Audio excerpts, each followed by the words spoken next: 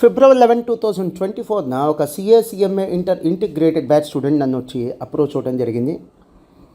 తను రేపు జూన్కి CMA inter examination రాయాలి, సరిగ్గా ప్రిపేర్ అవ్వట్లేదు. వాళ్ళ నాన్నగారి పాపం చాలా కన్సర్న్తో నాకు ఫోన్ చేసి ఒకసారి మా బాబుతో మాట్లాడండి సార్ అన్నాడు. వాళ్ళ అబ్బాయితో మాట్లాడాను నేను. సో తనకి ఏం చెప్పాను, ఏం అడ్వైస్ ఇచ్చాను ఒకసారి మీరు వినండి. మీకు ఉపయోగపడిద్ది అంటే మాత్రం ఖచ్చితంగా ఇది ఫాలో అవ్వండి. అన్డౌటెడ్లీ నన్ను నమ్మాలా లేదా అది మీ ఇష్టం. ఒకవేళ నమ్మాలనుకుంటే, నా అడ్వైస్ నమ్మాలనుకుంటే మాత్రం ఇక డౌట్స్ పెట్టకుండా అన్కండిషనల్గా అన్డౌటెడ్గా నేను చెప్పినట్టుగా చేయండి. Boy, all the best. Dad call చేస్తే నేను అదే సర్ప్రైజ్ అయ్యాను, నేను కన్ఫ్యూజ్ అయ్యాను.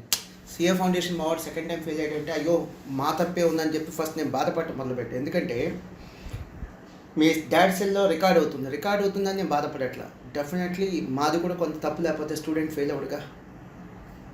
కానీ చెప్తున్నప్పుడు అంటే ఓవర్ పీరియడ్ ఆఫ్ డిస్కషన్ ఒక 5 minutes తర్వాత అర్థమైంది, నువ్వు సిఎంఏ ఇంటిగ్రేటెడ్ బ్యాచ్లో ఆల్రెడీ జూన్ 2023 బ్యాచ్లో జాయిన్ అయిపోయావు. జూన్ లేదా జూలై.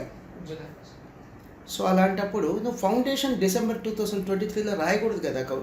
ఎందుకు రాసావు సార్? అంటే ఒకసారి అటెంప్ట్ ఇద్దాం అనిపించింది సార్. ఏది మీ జీవితాంతా మీరు ఆడుకోవటం, ఇక్కడ ప్లే చేస్తే మీరు గేమ్స్ ఆడుతుంది మీ జీవితంతో కాదు, మీ జీవితంతో ప్లస్ మీ పేరెంట్స్.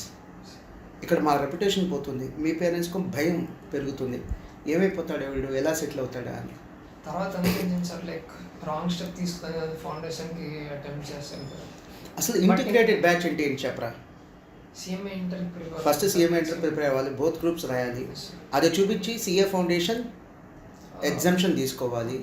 ఎగ్జామ్షన్ తీసుకొని సిఏ ఇంటర్ రాసుకోవాలి. ఒకవేళ సిఏ ఇంటర్ నువ్వు రాసుకోవడానికి ఇబ్బందిగా ఉంటే, ఆల్రెడీ కోచింగ్ తీసుకున్నట్టుగా సిఏ తీసుకోలేదా? సిఎంఏ కలిపే కదా కోచింగ్ ఇచ్చేది. ఇబ్బందిగా ఉంటే ఏం చేయొచ్చు, మీకు ఒక చిన్న ఆప్షన్ ఏంటి, సిఏ ఇంటర్ గ్రూప్ 1 కానీ గ్రూప్ 2 కానీ మన షార్ట్ టర్మ్ బ్యాచెస్ ఉంటాయి. ఐడియా ఉన్నది నీకు? క్రాష్ బ్యాచెస్ అంటాం. హ్యాపీగా 3 months ఉంటుంది, అది కూడా అటెండ్ అవ్వచ్చు. ఒకవేళ మీరు ఎస్ఎస్పీ స్టూడెంట్ అనుకో, 1 time ఫ్రీ కోచింగ్ కూడా ఇస్తాం. సిఏ ఇంటర్ గ్రూప్ 1 క్రాష్ కానీ గ్రూప్ 2 క్రాష్ కానీ. సో ఆ ఫెసిలిటీ కూడా మీరు అవైల్ చేసుకుని సిఏ ఇంటర్ కూడా చదువుకోవచ్చు. ఇది మన ప్లానింగ్ మీరు డివేట్ అయితే ఎంత ప్లాన్ చేసుకుని ఏంటి ఉపయోగం? అదే సార్, అప్పటికి ఏం చేయాలో అర్థం కాలేదు సార్. ఇంకా స్టెప్ తీసుకోవాల్సి వచ్చింది, రాయాల్సి వచ్చింది. ఇంకా తప్పు చేసావు నాన్న. మీ ఫాదర్ ముందు మీ వాడు తప్పు చేశాడు అని అంటాం నాకు ఎంతో చెప్పట్టదు. మళ్ళీ మీ నాన్న నేను అరుస్తాడు అనే ఉద్దేశంతో కామ్గా ఉన్నా. ఎందుకు అనిపిస్తావు? ఆల్రెడీ నువ్వు ఫెయిల్ అయ్యావు, సిఏ ఫౌండేషన్ ఫెయిల్ అయ్యావు, ఫీల్ అవుతుంటావు, బాధపడుతుంటావు. మళ్ళీ మీ నాన్న కోపడితే ఎలా?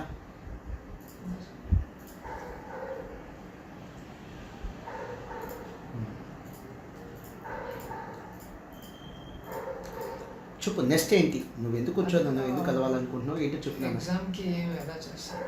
సిఎం ఇంటర్ ఒక గ్రూప్ రాసుకున్నాను.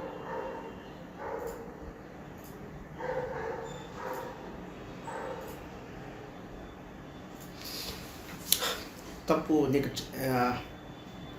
నువ్వు చేసిన తప్పు ఏంటంటే ఫౌండేషన్కి వెళ్ళకూడదు. అనవసరంగా ఫౌండేషన్ ఏం చేసావు, మళ్ళీ వెళ్ళి అటెంప్ట్ చేసి వచ్చావు. దానికోసం ఎంత టైం పోయి ఉంటుందా? ఈజీగా 20 days కదా. 20 daysతో సిఏ ఫౌండేషన్ ఎగ్జామ్ పాస్ అయ్యేటట్టయితే అసలు అందరి చేత రాయించే ఉంటారు, మీ బ్యాచ్ అందరి చేత రాయించేవాడి. ఈజీగా 30 days పోయి ఉంటుందని నా అంచనా.